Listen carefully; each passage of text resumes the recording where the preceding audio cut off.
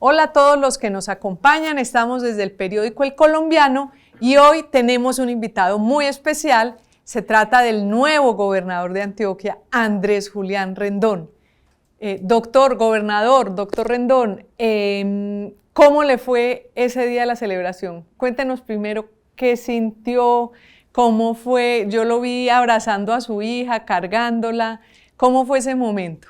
Salud María, muchas gracias por esta oportunidad, Juan Diego. Un saludo muy especial a las personas que nos ven, nos escuchan y los leen del Colombiano. Yo hace rato tengo por costumbre recibir los resultados electorales haciendo deporte. Y entonces cuando llegué a la casa, justo pasaba las 4, iba a salir a correr y se largó un aguacero increíble. Entonces me tocó montarme en una bicicleta estática ahí que tiene mi esposa y así fue como recibí los resultados. Porque sí, usted estaba, cuando empezaron a dar resultados, usted estaba pedaleando. Estaba pedaleando, sí señor. Y estaba inicialmente pues con mi esposa, mis hijos, luego llegaron mis papás y bueno, ya de ahí salimos hacia acá a Medellín a dar el mensaje de agradecimiento. ¿Y usted pensaba que iba a ganar? Porque estuvo pues la incertidumbre de que no había mayor número de encuestas, que no era muy claro quién iba adelante y quién no. ¿Para usted fue sorpresivo o cuéntenos cómo fueron esos últimos días de campaña? No, mire, yo siempre tuve la fe de los niños. Me contagian mucho mis dos pequeñitos. Tengo 3 hijos y 2 de los últimos son muy pequeñitos. Abigail, que tiene 6 años, y Salvador, que cumple esta semana 5. Son niños. Son niños. Entonces ellos pues lo contagian a uno no solo de alegría, sino de su fe. Pero además yo tenía unos datos objetivos permanentes, no solo los que sacó a través de distintos medios pronósticos, sino las 3 publicaciones que hizo La Silla Vacía, pero para mí... Esa encuesta que se llama Atlas, que el viernes le da a usted 38 puntos, pues 38% de intención de voto. Fue lo más parecido. Exactamente, sí. Lo más parecido, versus los otros que eran de a 15% de intención de voto. 16. Fue un poquito más alto, sí. Luis Pérez, tal vez esa encuesta no reveló como la parte de maquinaria, piensa uno, que fue más una encuesta de opinión, pero esa realmente lo puso a usted el viernes en una posición muy destacada. Pero además le voy a decir una cosa, yo soy hijo de profesores y en mi casa el único exceso permitido fue la educación. Mi mamá desde febrero de este año le pidió permiso a la Oficina de Espacio Público de Río Negro y puso una carpita al lado de la iglesia, la Catedral de Río Negro, y fue mi mayor recolectora de firmas. Fue la persona que más firmas le recolectó a la campaña. Y mi papá es estadístico de profesión. Y entonces él era el que hacía los sondeos en la campaña. Desde hace 4 meses él cualificó a un grupo de 20 muchachos y se recorrió él con esos 20 muchachos todos los municipios Pareto. Entonces yo tenía información al día siempre en la campaña. Es decir, usted tenía su propia encuesta, pero in-house esto es realmente sí, en casa. En casa. Y mi papá le dijo una cosa, fue el más coincidente con los resultados. No me diga, sí, no se lo puedo creer. Impresionante. Se los va a mostrar. Me los pasa, que me parece. Sí. Su papá puede montar una agencia de... No está interesado porque él dice, hombre, yo hice esto por usted, pero eso es muy duro, eso es más difícil que pedir un voto. Lo hizo por amor, Sí, por amor, pero me sorprendió mucho eso. Entonces, esa fe y la información, pues no solo la que me revelaba mi papá, sino la externa, nos daban mucha confianza en que íbamos a tener el resultado y realmente uno cuando uno está en la calle, caminando, repartiendo volantes, en contacto con la gente, uno sentía realmente como un aire de cambio y de buscar cosas diferentes en esta elección. En los resultados analizamos con Juan Diego los resultados estos días, vimos como unas votaciones muy diferentes por subregiones. Vimos que usted ganó en el área metropolitana, un poco también impulsado por esa votación de Federico Gutiérrez. Sí, sin duda, claro. En el norte de Antioquia, que es esta zona ganadera, en el suroeste, donde hay una gran parte de personas de cierto tipo de antioqueños, cierta cosa, y también en el oriente, sí, en algunos municipios. Pero usted perdió el Bajo Cauca, perdió el Urabá antioqueño, perdió el Magdalena Medio. Que el nordeste. El nordeste, ¿esto qué le significa a usted? Para su gobierno, ¿usted qué ha pensado o qué análisis hace de esto? Bueno, yo pienso que lo que ustedes, digamos, titularon previamente es que realmente esta gobernación se definió también con una votación muy distinta a las propias de las maquinarias. Pues realmente, fíjense ustedes que nosotros ya en el área metropolitana prácticamente habíamos ganado la gobernación, pero aún así en las regiones la votación fue importante, fue muy importante. Yo soy una persona de las regiones y eso no obstará para que en el ejercicio del cargo, aun cuando en la mayoría de las regiones no se tuvo el resultado que hubiésemos esperado, para que actuemos en consecuencia. Las regiones necesitan mucha atención del gobierno departamental. En el 90% de los municipios de Antioquia solo pasa lo que la gobernación ayude a hacer. Y yo realmente espero honrar esa confianza que los ciudadanos nos dieron. Voy a trabajar denodadamente porque eso sea así. El mismo día de la victoria quise no solo interiorizar, sino transmitir el siguiente mensaje. Ese mismo día cesó la contienda electoral y desde ese preciso instante yo me puse a órdenes de todos los antioqueños. En esa última recta, en esa recta final de la campaña, ¿qué factores desequilibraron la contienda? Porque siempre iba Luis Pérez adelante y ocurrieron muchas cosas en el final, la anexión de Julián Bedoya, la campaña de Luis Pérez, también todas las dudas que hubo en este bloque antipetrista, que no se pusieron de acuerdo sino hasta el jueves en el debate final en ese de Teleantioquia. ¿Qué factores desequilibraron la balanza, cree usted, y qué análisis han hecho en la campaña?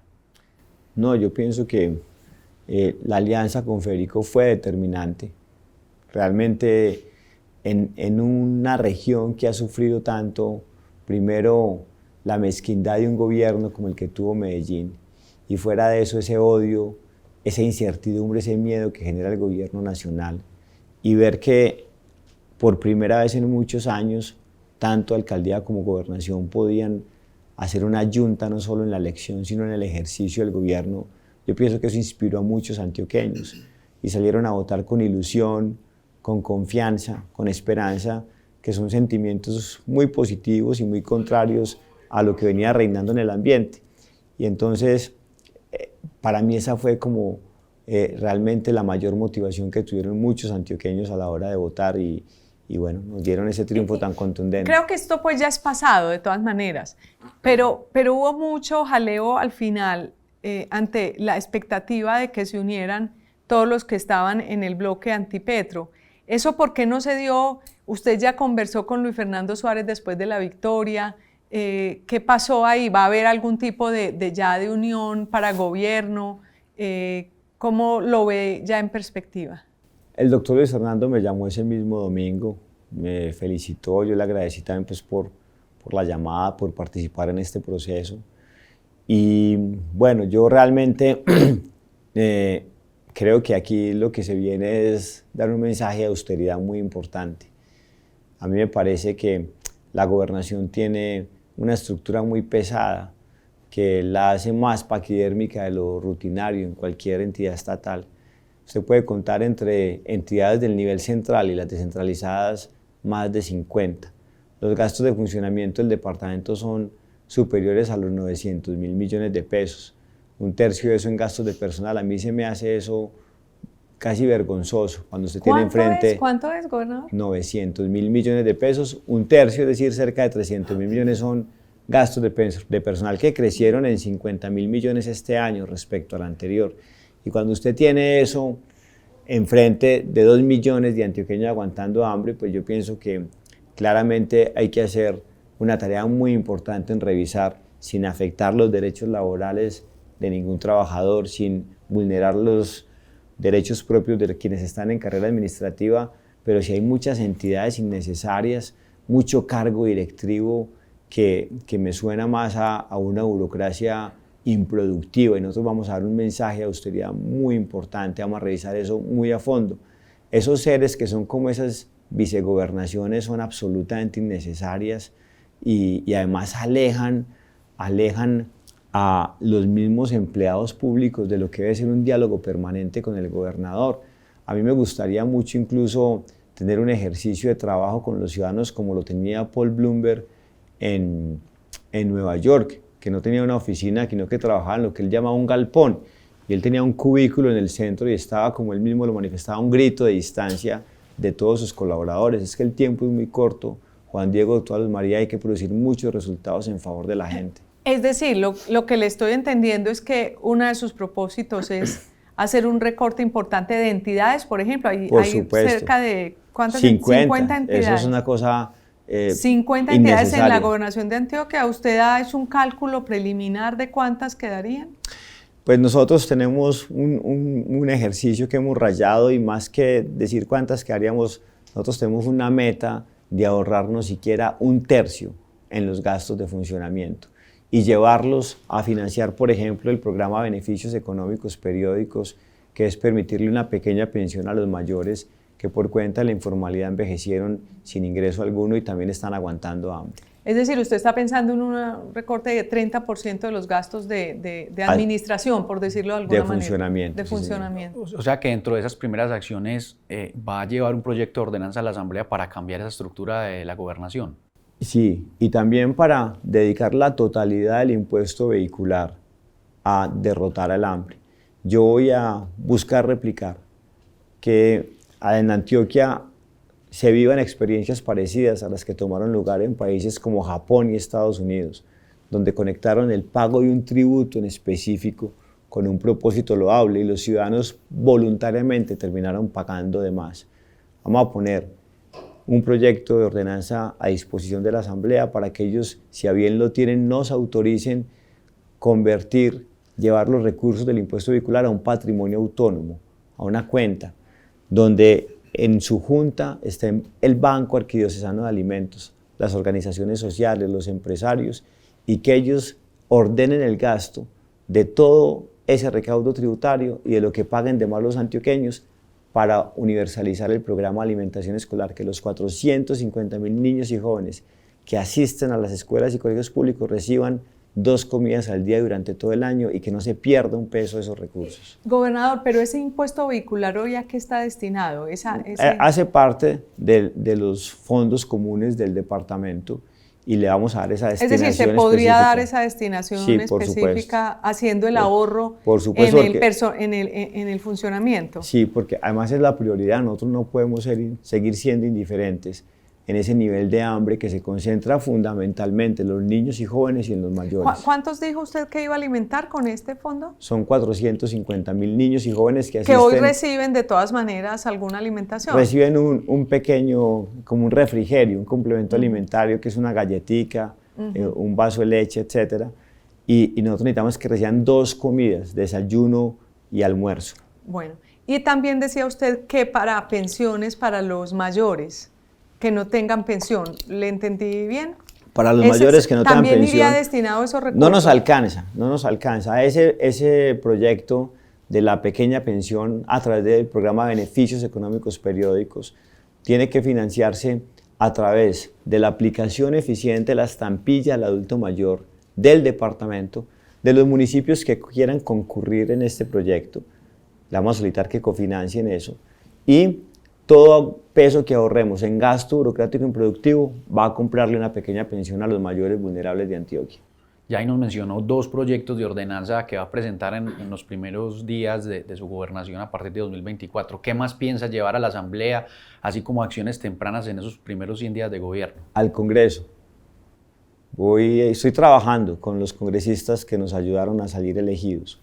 Un proyecto de ley que habré de socializarlo muy rápidamente con toda la bancada antioqueña para que ellos a su vez nos ayuden con sus colegas de distintos partidos. Nosotros necesitamos modificar la ley de APPs, de las alianzas públicas privadas, la que rige las concesiones en Colombia, para que sin pedirle un solo peso a la nación, los 3 billones de pesos faltantes en culminar las vías del suroeste, el túnel del Toyo y la conexión norte, se puedan sacar adicionando los contratos existentes.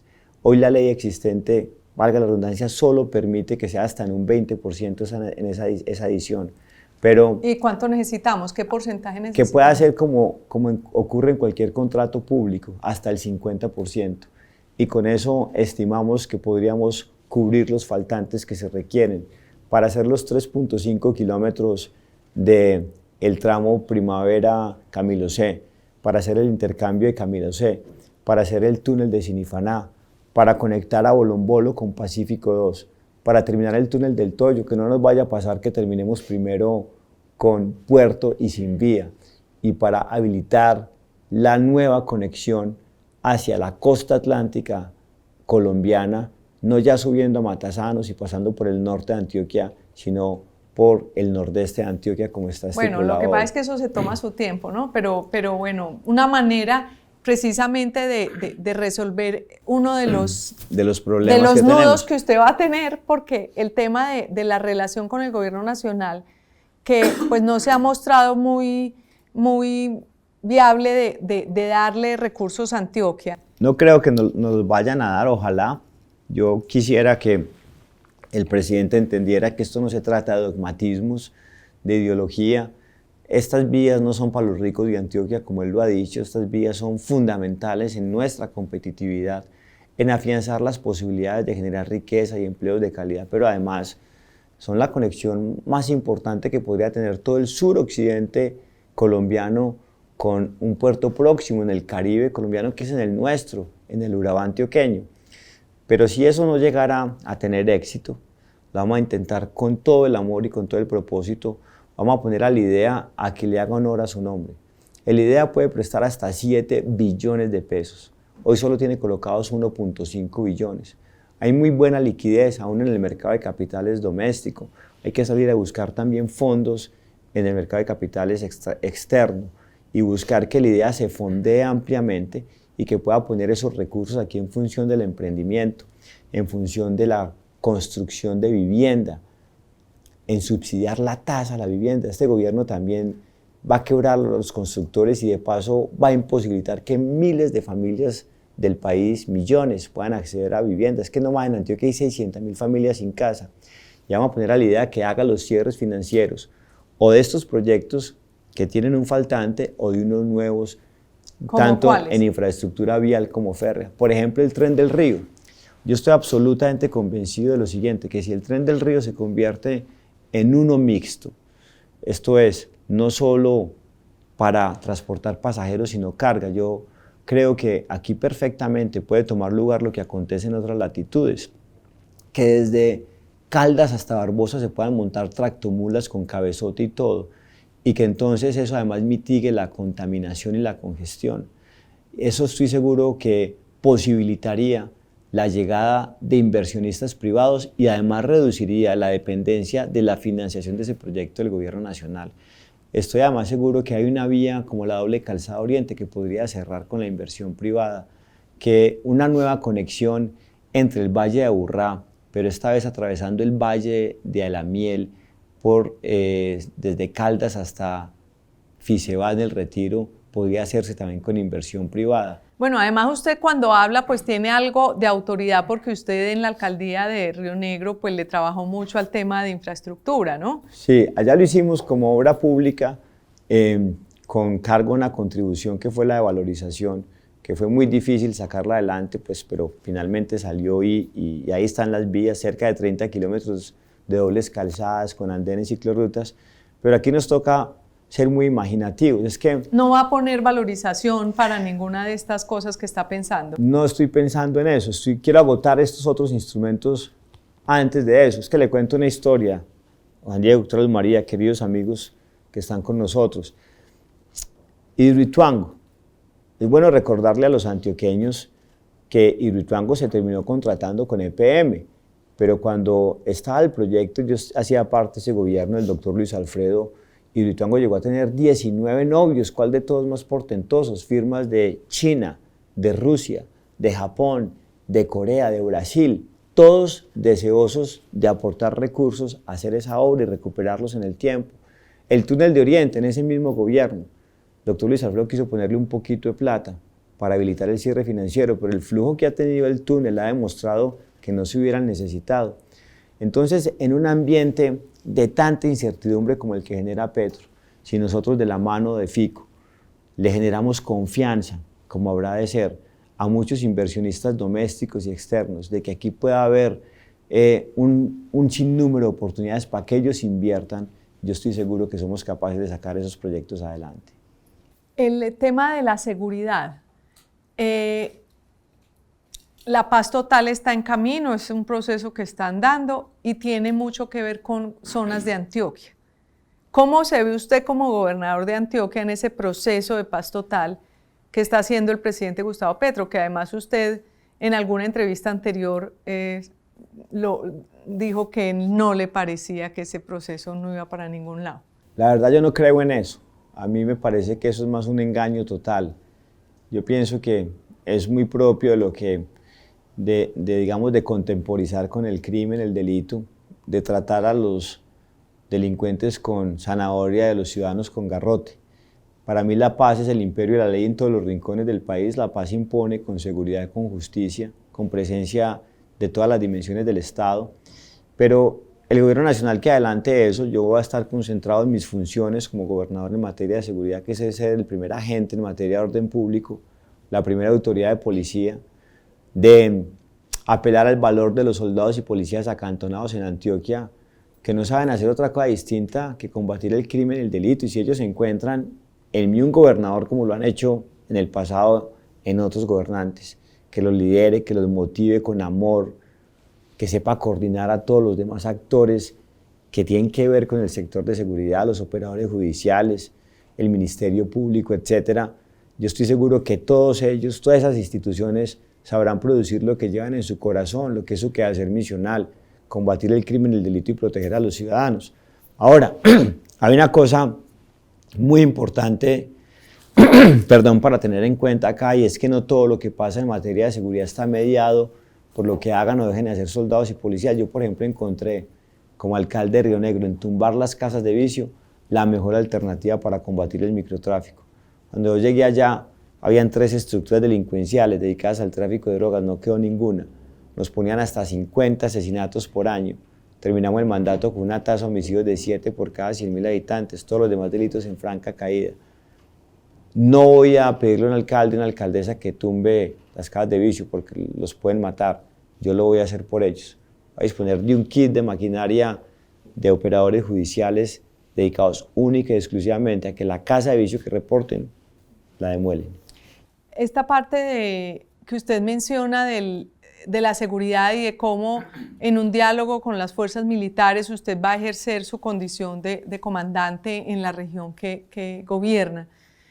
¿Cree que eso es posible cuando las fuerzas militares dependen del gobierno nacional?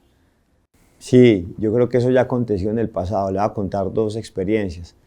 Cuando el presidente Uribe fue gobernador, aquí también había un presidente que, como el de ahora, desdeñaba la seguridad tal y como nosotros la concebimos, un valor democrático. Pero ese gobernador supo conducir la seguridad, echársela al hombro y la sacó adelante. A nosotros también nos correspondió, al final de nuestro mandato, entre el año 2008 y 2011, con el comienzo del gobierno de Santos, mucha gente sabía que ya había una negociación secreta con las FARC y también se enviaban señales equívocas aquí a la fuerza pública. Pero cuando la fuerza pública encuentra en una autoridad civil, un gobernador, un alcalde, que está dispuesto, que está comprometido con la seguridad, ellos responden. Porque eso es lo que ellos saben hacer. Es que un soldado, un policía en Colombia, nuestra fuerza pública además es la más profesional de las que puedan existir en el entorno cercano, no sabe hacer otra cosa que combatir el crimen, el delito y proteger a sus ciudadanos. Usted menciona el tema de las casas de microtráfico y demás, pero también existe una delincuencia relacionada con la minería ilegal, con unas grandes bandas criminales, droga. ¿Qué va a hacer usted para tratar de reducir el poder, incluso territorial, que muchas de ellas tienen? Ya. Yo pienso que ahí hay una apreciación errada de muchos. Yo lo pude corroborar cuando en marzo, fui al paro minero. Y entonces yo pienso que muchos teníamos la siguiente equivocación, y es que registrábamos que eran los bandidos los que hacían minería ilegal. Los bandidos son muy perezosos. Lo que pasa en el tema minero en el país, y en Antioquia no es la excepción, es que hay un mal arreglo institucional. Eso es una cosa que también se requiere corregir en el Congreso urgentemente. Y entonces, la consecuencia de ese mal arreglo es del siguiente tenor. Usted tiene el 95% de los títulos mineros sin explotar. Y usted tiene una persona que todas sus generaciones anteriores han vivido de la minería. Su tatarabuelo, su abuelo, su bisabuelo, su papá. Y saben que en un territorio al frente de su casa hay oro. Y entonces, si lo ven sin explotar, se meten a la hora de explotarlo. Y le pagan una extorsión hoy a las FARC, mañana al Clan del Golfo, pasado mañana al ELN. ¿Qué queremos hacer nosotros? Generar un arreglo institucional diferente, donde, por ejemplo, al titular de una mina que se explote, se le cobre X pesos vía canon superficiario, pero se les cobre 10 veces más por las que no explota. ¿Para qué? Para que tenga incentivos a liberarlas, para que tenga incentivos a arrendarlas a quienes sí las quieren trabajar, con unas buenas prácticas legales, ambientales, para que en lugar de pagarle una extorsión a un grupo armado ilegal, hagan un convenio con el Batallón Energético y Vial. El titular de la mina no pierde su derecho y en consecuencia no se le ha afectado su cotización en bolsa. Ponemos a todo el mundo a que trabaje por encima de la mesa. Es que uno de los errores que permanentemente cometemos en Colombia es obligar a la gente a que trabaje por debajo de la mesa, en la oscuridad. Hacemos tan gravosa la regulación que... Es decir, es tratar de legalizar lo ilegal. Sí. Porque en lo ilegal entonces los bandidos aprovechan. Aprovechan en esa oscuridad. A mí me decían allá los mineros, me decía, hombre, Andrés Julián, primero, nosotros no somos criminales. Y yo les creo, le pagan extorsiones al crimen y pues eso será otra discusión. Me decía uno de ellos, mire, yo prefiero tener 10 millones en mi cuenta bancaria que tener 1000 escondidos. Yo prefiero tener 10 millones y poder mirar a todo el mundo, no estar corriendo, no estar huyendo de todas partes, sino y no tener 1000 escondidos y huyéndole a todo el mundo. Usted, para todos estos planteamientos que nos está haciendo, todas estas propuestas que suenan muy interesantes, ¿está pensando en un nuevo rediseño de la gobernación o cómo funcionaría? Doctora Luz María, yo estoy absolutamente convencido que hay que cambiar la arquitectura institucional de la gobernación, hacerla una más cercana a las regiones, a la gente. Yo soy de las regiones, yo tuve el gran privilegio de comenzar mi vida pública siendo concejal, posteriormente alcalde, y entonces en las regiones siempre el gobierno departamental se siente muy lejano, aún en un sitio tan próximo como el oriente. En el 90% de los municipios de Antioquia solo pasa lo que la gobernación ayude a hacer. La gente que trabaje con nosotros tiene que ser decente, tener propósito, tener una gran formación técnica y tener una gran disposición a recorrerse Antioquia llevándole soluciones a los ciudadanos y al territorio. Me llama la atención, creo que usted es el primer gobernador que viene, pues muchos habrán nacido en el campo, pero finalmente se hacen gobernadores viviendo y trabajando en Medellín. Usted tal vez es de los primeros o de los pocos que realmente se formó profesionalmente y ha tenido una trayectoria pues digamos, lo que pasa es que Río Negro no es propiamente un pueblo, pues Río Negro es ya algo y es más cercano a Medellín. Entiendo que usted va a querer hacer su gobernación desde Río Negro o cómo va a hacer eso. No, yo pues no voy a dejar de vivir en Río Negro. Pues casi toda mi vida he estado allí, salvo cuando he tenido ocasión de estudiar por fuera o de estar en Bogotá, pero sí voy a hacer la gobernación sobre todo en los territorios, en el territorio. Yo pienso que hay que acercar mucho el gobierno departamental a las regiones y por supuesto la sede de la administración departamental está aquí en Medellín y hay que respetar eso. Para volver a los temas de infraestructura, nos mencionó alguna variante para terminar las vías 4G, también para el Tren del Río. Así de difícil está o ve la cofinanciación con recursos del gobierno nacional. Y también aprovecho para preguntarle por la segunda pista del aeropuerto, una urgencia, y usted más que nadie sabe la urgencia que tiene el aeropuerto José María Córdoba, esa segunda pista. Es que en mi casa no me permitían que yo me quejara, entonces cuando yo iba donde mi papá a decirle cualquier cosa y era una queja, él me decía, no se queje, trabaje con lo que le dio la madre tierra. Yo la verdad voy a tener una relación respetuosa, muy institucional con el gobierno nacional pero yo tengo que defender los intereses de Antioquia, los antioqueños, y no quejarme, porque la gente no lo elige a uno para lamentarse, la gente lo elige a uno para que busque soluciones. Si llega la financiación del gobierno, muy bien, pero si no, tendremos que tener alternativas. Por ejemplo, Juan Diego, la segunda pista del aeropuerto, eso ha sido muy mal manejado por el gobierno nacional, no solo por por el de Santos, por el de Duque. Nunca quisieron comprar los terrenos, ninguno de los tres gobiernos, para hacer la segunda pista, y le congelaron los derechos de propiedad a más de 400 rionegreros, que desde hace cerca de 10 años no han podido hacer cosa alguna con sus predios, ni construirlos, ni venderlos, ni enajenarlos. Entonces hay que tomar una decisión urgentemente. Más importante o más urgente que la segunda pista, la segunda terminal, es que ya no cabemos en el aeropuerto. Está feo, está incómodo, y ese es el aeropuerto, después del de Bogotá, más importante, además el de más crecimiento no solo en Colombia, sino en América Latina. Yo le voy a plantear al alcalde electo de Río Negro, que es buen amigo, que trabajó conmigo en la alcaldía, le voy a plantear a ver qué podemos hacer con cargo. No se lo he dicho, lo voy a sorprender con esto, y el doctor Rivas me sabrá disculpar. Ahora recientemente se aprobó que los municipios que son sede de un aeropuerto puedan destinar hasta el 20% de la tasa aeroportuaria para hacer infraestructura vial. Yo voy a ver si lo convenzo para no depender del gobierno nacional en eso, en que hagamos una gran bolsa con el doctor Federico, la gobernación y la alcaldía de Río Negro, y que con cargo a esos recursos podamos ayudar a financiar en una parte importante la segunda terminal, respetando pues los vericuetos propios de ese contrato de concesión, porque es que ahí tampoco el gobierno nacional le ha dejado hacer a la concesión la obra, que tendrían cómo hacerlo. Entonces, nos toca ser muy imaginativos, muy imaginativos. Otro de los temas, y tal vez el último, porque pues obviamente son muchos los temas, pero otro que despierta preocupación entre muchos antioqueños es el futuro de Sabia Salud. ¿Qué va a pasar con...? Está intervenida, obviamente no está, digamos, en sus manos la solución, pero como gobernador, ¿qué piensa hacer? ¿Qué cree que sería lo óptimo? Y si se puede mover en algún aspecto para tratar de rescatar a Sabia o decirle a los antioqueños, los 2 millones de antioqueños que dependen de esa EPS, ¿qué puede pasar?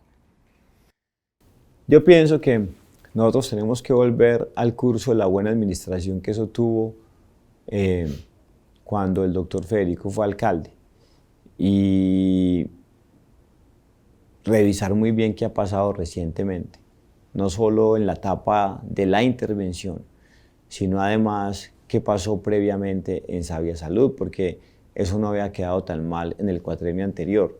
Pero al margen de eso, no estamos de nuevo para quejarnos, sino para plantear soluciones. No podemos dejar en el limbo no solo el aseguramiento de 1.700.000 antioqueños, los más pobres entre nosotros, sino además la viabilidad financiera de la red pública hospitalaria. Porque si usted deja quebrar a Sabia Salud, de golpe quiebra a todos los hospitales públicos de Antioquia, a quienes Sabia Salud les debe cerca de 700.000 millones de pesos. Ahí nos toca actuar con mucho tino, con mucha responsabilidad, pero además necesitamos pensar en que las unidades hospitalarias propias de las regiones de Antioquia realmente funcionen y tengan capacidad resolutiva. Usted se encuentra en un hospital disque de segundo nivel en una región de Antioquia y no tiene ninguno de los 3 equipos que resuelven el 90% de la capacidad diagnóstica de un hospital: un tomógrafo, un rayos X, un resonador magnético. Y entonces esos hospitales lo único que hacen es remitir a los habitantes de las regiones de Antioquia a Medellín, a Río Negro, con qué sufrimientos muchas veces, infortunadamente, encontrar la muerte, porque la oportunidad hace la diferencia. La salud es el logro social más grande que tiene Colombia en los últimos 30 años, es la conquista social más grande, pero tiene que adecuarse en unas cosas. No se requiere reformar la ley 100, pero sí hacer unas tareas. Mire, esos 3 equipos en suma no valen 2.000 millones de pesos. Yo estoy dispuesto a que todas las unidades hospitalarias regionales con cargo a recursos de la gobernación puedan adquirir esos equipos. A propósito, ahora que le preguntamos de todos esos temas que tienen que ver con la nación, porque pues la intervención es de parte del gobierno nacional vía la superintendencia, ¿Ha hablado con el presidente Gustavo Petro de casualidad o con alguien del gobierno nacional? Ni los han llamado a felicitarlos, ni les han extendido un... No, señor. ¿Cómo lo interpreta? Pues como muy propio de este gobierno. En ese proceso de reingeniería de la gobernación, ¿qué se piensa con la FLA? Muchos candidatos hablaron de convertir la FLA en la EPM de Antioquia con la comercialización de productos de cannabis. También se ha hablado del traslado del lote de Itagüí. ¿Qué se piensa usted con la FLA? Pues hombre, tenemos que revisar muy bien. La FLA le llegó a representar al departamento en su mejor momento, entre excedentes operacionales y el impuesto al consumo cerca de 900.000 millones de pesos. Hoy está en menos de la mitad de eso. La FLA dejó de ser la renta más importante del departamento al punto que hoy el ingreso más importante es el impuesto vehicular. Seguramente no se podrá regresar al pasado, pero nos toca pensar muy bien cómo podemos encarar los desafíos del futuro. A mí no me gusta mucho ese modelo del Estado empresario. Eso nunca sale bien. Entonces, en función de eso, nos toca repensar muy bien qué haremos con la FLA. El arbitramiento por Hidroituango. Esta gobernación presentó muchas fórmulas de arreglo. También eran dos gobiernos que no tenían muy buen diálogo ni fórmulas de concertación, cosa diferente a lo que va a pasar con usted y Federico. Pero ¿qué piensa de todo ese litigio entre la gobernación y EPM por los retrasos de Hidroituango? En ese tema nos vamos a mover en una línea de mucho respeto, de poner siempre por encima los intereses de Antioquia, muy lejana esa línea de trabajo del odio del pasado, que al doctor Federico le tocó muy duro cuando fue alcalde de Medellín, porque quien tenía al frente parecía odiar a EPM, pero tampoco nos vamos a mover en la pasividad del presente. Mucho respeto, mucho diálogo, con datos concretos y ciertos. Mira, les cuento una cosa. El contrato bajo el cual se construyó la hidroeléctrica tasó el precio de energía por kilovatio hora en 100 pesos. Cuando usted mira, por ejemplo, a cómo está la cotización en bolsa por kilovatio hora, está en 1.000. Si usted mira un contrato a futuro de los que hace EPM, está en 3 veces el valor del contrato inicial, BOMT. Cuando usted mira el componente de generación en cualquier factura de energía de un antioqueño, está en 330 pesos kilovatio hora. Los ingresos de cualquier empresa son el resultado de multiplicar el precio al que se fijan sus productos por las cantidades que se venden. Y entonces sí, Hidroituango no tiene ni la mitad de sus turbinas generando, pero el precio al que se vende la energía se ha triplicado, más que triplicado, y eso es una base de discusión muy importante para que Hidroituango muy rápidamente supere los sobrecostos que ha tenido en su construcción, pero para que además empiece a botarle plata al departamento que tanto lo necesita. Y ya una última pregunta sobre el tema de la imputación a la que tiene que responder usted. ¿Cómo ve ese proceso? El tema pues para quienes no están al tanto, con motivo de las elecciones, pues le apareció un proceso de una construcción de un par de CAIs. Sí. ¿Qué va a pasar ahí? Porque la imputación es ahora pronto, ¿no? La verdad, me había referido al tema. Fue muy curioso la forma como eso apareció justo cuando yo comencé a liderar las encuestas.